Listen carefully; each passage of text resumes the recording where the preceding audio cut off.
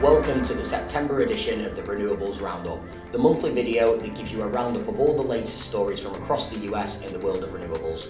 I'm Eddy Maunder, Principal Consultant at Coalesce Management Consulting, the renewable energy consultancy who provide engineering, construction and project management services globally.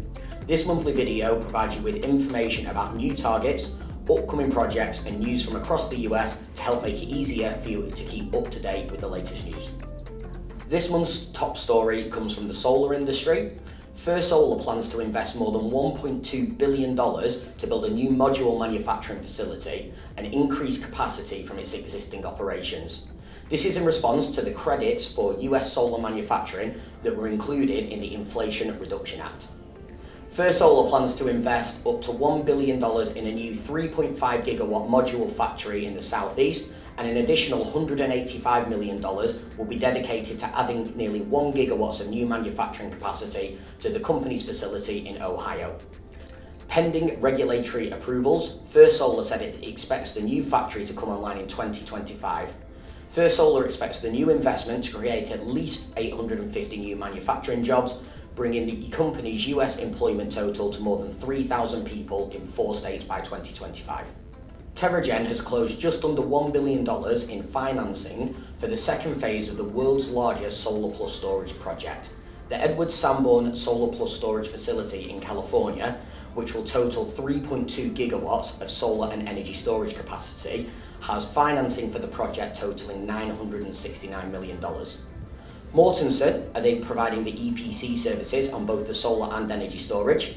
First Solar will be supplying the solar modules, and LG Chem, Samsung and BYD are supplying the batteries. It seems there isn't a month goes by without a new offshore wind target being set or lease auction being announced in North America, and this month is no different. The Canadian province of Nova Scotia has set a target to auction off 5 gigawatts of offshore wind energy by 2030. This is the first concrete move towards planned offshore wind development in the country.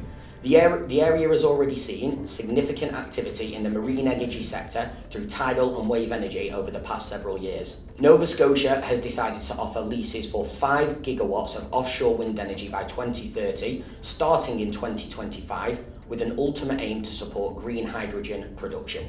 Greenbacker Renewable Energy has sealed a credit agreement for $168.2 million to bankroll the construction of a 160 megawatt solar projects in Montana and South Dakota. The financing has been extended by KeyBank and Fifth Third Bank. Greenbacker will allocate fresh capital to build Mount Sun Solar Park in Montana's Yellowstone County and the Fall River Solar Park, which is in Fall River County of South Dakota. Each plant will have a capacity of 80 megawatts and will be run through a long-term power purchase agreement. Brookfield Renewables US have acquired Scout Clean Energy and Standard Solar, welcoming them both to their US portfolio. Brookfield's combined operations and development pipeline now stands at 6.5 gigawatts. The deals were agreed before the recent Inflation Reduction Act was passed in the US. However, the new act will supercharge Brookfield's developments. Spanish-American renewable energy company Matrix Renewables has stated that it has acquired a 4.6 gigawatt portfolio of utility-scale solar power projects across the central US. This is from Minneapolis-based Solarstone Partners. On top of the acquisition, Matrix Renewables also signed an agreement with Solarstone to jointly develop the portfolio as partners, as well as exploring and originating additional opportunities from different markets in the US. At the RE Plus conference in September, Canadian Solar unveiled their new battery product called SolBank. The system is designed for safety, reliability and bankability. The battery enclosure contains liquid cooling mechanisms, humidity control, active balancing battery management systems and complies with all of the latest international safety standards. German renewables developer Goldbeck Solar unveiled the acquisition of North American solar EPC business GP Joule, expanding its position in the Americas. The transaction, whose financial details remained undisclosed, encompasses 2 separate entities, GP Joule PV Canada Corp and GP Joule PV USA Inc. In an effort to combat the devastating drought conditions hitting California, the Golden State will become the first in the nation to install solar panel canopies over canals.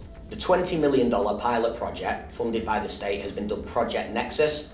It will consist of an estimated 8,500 feet of solar panels installed over 3 sections of the Turlock Irrigation District canals in Central California. The installation process is expected to begin by 2023 and completed by 2024. The project aims to use water and energy management hand in hand. The project is designed to increase renewable power generation while reducing water evaporation and vegetative growth in canals.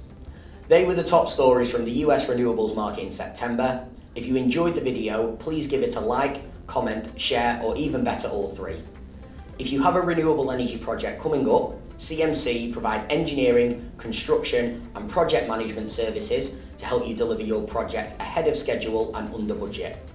For more information, visit www.cmc-global.consulting or reach out to myself directly on LinkedIn. Thank you for watching. I'm Eddy Maunder, and this has been the Renewables Roundup. I hope to see you next month.